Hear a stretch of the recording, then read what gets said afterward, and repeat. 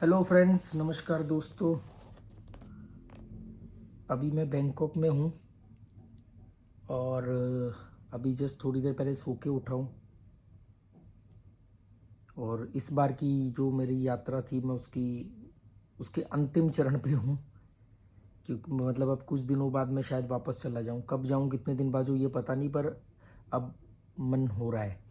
तो ऑलरेडी मैं काफ़ी लंबे समय से इंडिया से बाहर हूँ और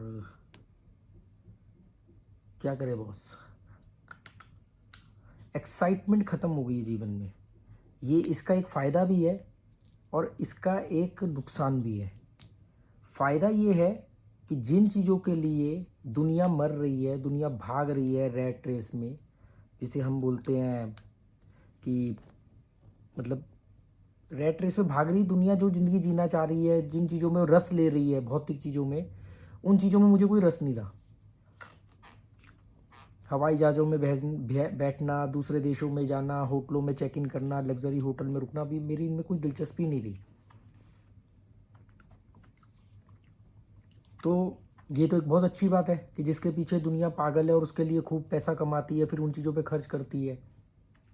ना मेरी पैसा कमाने में दिलचस्पी रही, ना मेरी पैसा इन चीज़ों में खर्च करने की दिलचस्पी रही।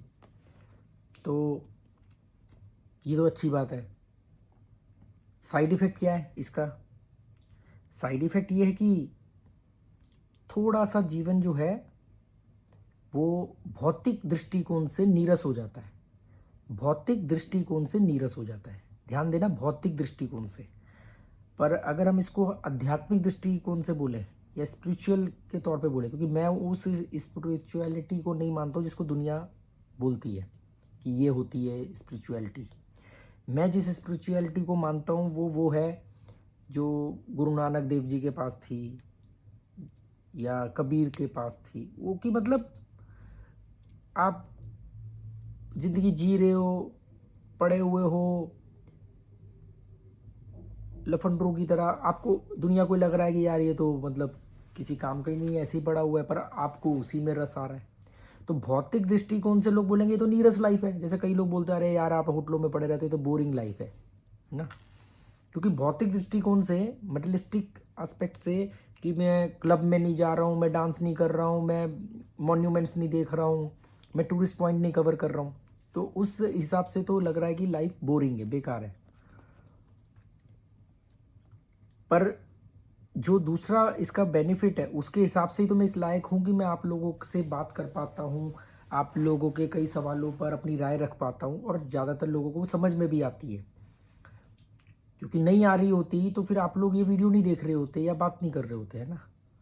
अगर मैं भी यहाँ पर आके बताऊँ कि भाई ये होटल बहुत बढ़िया है, इस होटल में इतने रुपए का कमरा है और ये यहाँ इस रेस्टोरेंट में खाना खाना, यहाँ पर आपको इतने भात में ये मिलेगा वो मिलेगा, तो मैं जानकारी दे सकता हूँ आप लोगों को। ये तो जानकारी हो गई ना। हमें ये समझना होगा what is the difference between information and knowledge. First you understand what is the difference between information and knowledge. You know every book in all over world only provide us information, only information in all books, not knowledge. So what is knowledge? Your experience is knowledge. तो हमें जानकारी और ज्ञान के फ़र्क को समझना पड़ेगा। मैं ये जो बात आपको बोल रहा हूँ ये जानकारी है आपके लिए। जब इस जानकारी से अगर आप अपने अंदर बदलाव करोगे, उसको जियोगे, जो उसका तजुर्बा आएगा आपके पास, जो एक्सपीरियंस आएगा, वो है नॉलेज। समझे आप?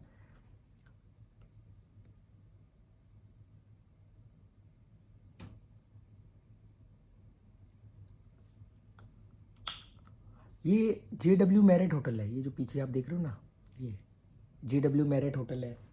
इधर ली मार्क है, पता नहीं कौन सा है, बड़े बड़े होटल हैं। मैं इनमें रुक सकता हूँ, अफोर्ड कर सकता हूँ, पर मेरी ज़रूरत जहाँ पूरी हो जाती है, इस होटल में स्विमिंग पूल है, जिम है, तो मैं यहाँ रुका हूँ।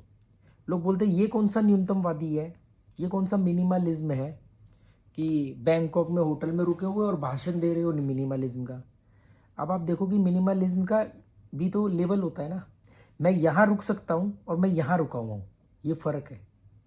यहाँ रुक सकता हूँ पर यहाँ रुका हूँ। This is called minimalism.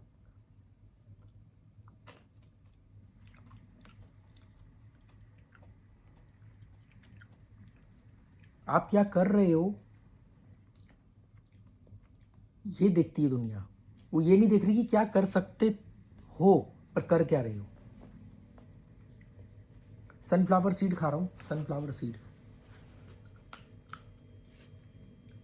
पता नहीं लाइट भी शायद प्रॉपर आ नहीं रही होगी मेरे थोपड़े पर, क्योंकि इधर से है ना लाइट, मेरे पीछे से लाइट आ रही है। पर क्या करना, मेरी शक्ल देख के क्या करोगे।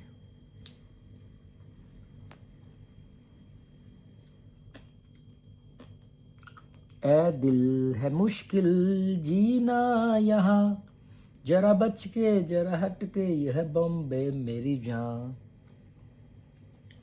ए दिल है मुश्किल जीना यहाँ, जरा बच के जरा हट के, यह बॉम्बे मेरी जान।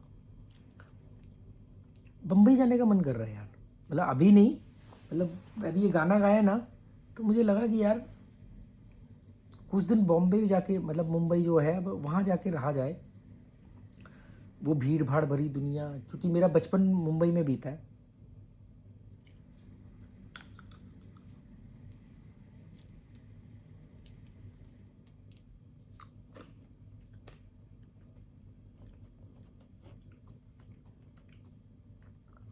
जाने वो कैसे लोग थे जिनको प्यार से प्यार मिला,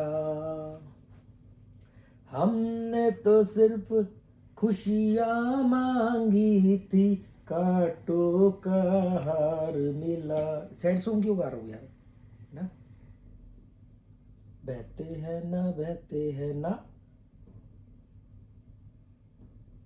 आंसू मेरे बहते हैं ना, जब वो हमसे कहते हैं ना, दोस्त बन के रहते हैं ना। पर ये भी तो सैड ही सॉन्ग है यार, सैड सॉन्ग क्यों गाऊं।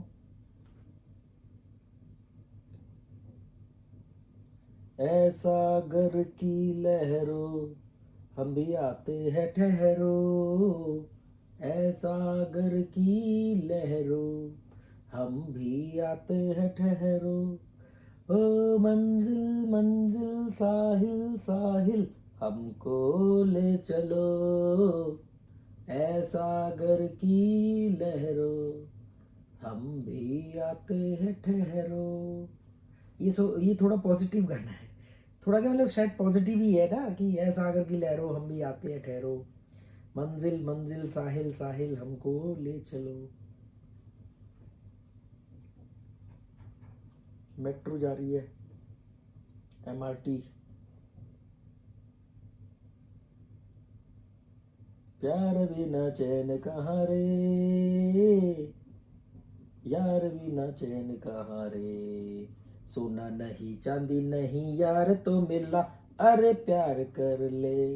ये पिक्चर मालूम कौन सी है, साहेब, अनिल कपूर और अमृता सिंह, और शायद ये उनकी पहली पिक्चर है आई थिंक। और मैं फर्स्ट क्लास में पढ़ता था मुंबई में, तब बॉम्बे होता था, और हमारे, मुझे याद है क्योंकि फर्स्ट क्लास में मुंबई में घाटकोपर में little flower English high school में मैं पढ़ता था फर्स्ट क्लास में, तो स्कूल के फंक्शन के दौरान हमें एक जगह लेके जाया गया, कौन सी जगह मुझे याद नहीं, पर वहाँ पर स्टेज शो था और स्कूल के बच्चे वहाँ बैठे हुए थे। उसमें ये था कि टार्जन पिक्चर का गाना, उस मतलब मुझे मालूम नहीं, आप लोग चेक करना, टार्जन और साहेब पिक्चर शायद आसपास ही आई थी, क्योंकि मुझे बहुत धुंधला धुंधला याद है कि उस स्टेज शो में टार्जन पिक्चर का गाना भी स्कूल के बच्चों ने परफॉर्म किया था। जिले ले आयो आयो जिले ले, मस्ती में झूम ले, ऐसा कुछ है गाना। हेमंत बिरजे जो टार्जन बना था, और किमी काटकर की शायद पहली पिक्चर थी टार्जन, और उसी स्टेज शो में ये गाना भी गाया गया था, यार भी ना चैन कहाँ रे। तो ये मैं भी चेक करूँगा, आप लोग चेक करके बताना कि साहेब पिक्चर और टार्जन पिक्चर एक ही टाइम पे आई थी, क्योंकि नए गानों पर ही ज़्यादातर स्टेज शो वगैरह में परफॉर्म करते हैं। हमारे स्कूल का फंक्शन था, मेरे को मेरी मेमोरी एलिफेंट मेमोरी है। सब कुछ याद है मुझे। ये अच्छा भी है और बुरा भी है। अगर आपकी मेमोरी बहुत शार्प है तो ये एक मायने में बड़ा फ़ायदेमंद होती है, पर इसका थोड़ा सा साइड इफ़ेक्ट भी होता है, क्योंकि जब आपकी मेमोरी शार्प है तो आप कुछ बैड इवेंट्स भी नहीं भूल पाते। तो फिर मैं यही कहता हूँ कि ठीक है यार, दाग अच्छे हैं, थोड़ी बहुत बैड मेमोरी भी होनी चाहिए, क्योंकि काला नहीं होगा तो सफ़ेद का अस्तित्व ख़त्म हो जाएगा। रात नहीं होगी तो दिन की ज़रूरत कैसे पड़ेगी। वाह क्या बात बोली है, वाह क्या एक्टिंग करता है, वाह क्या एक्टिंग करता है। कौन सी पिक्चर थी शाहरुख खान की जिसमें वाह क्या एक्टिंग करता है, वाह क्या एक्टिंग करता है। जीना यहाँ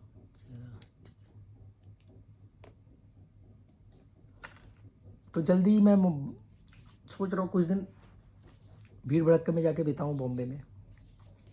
चलो ऐसे ही मन किया, सुबह उठा और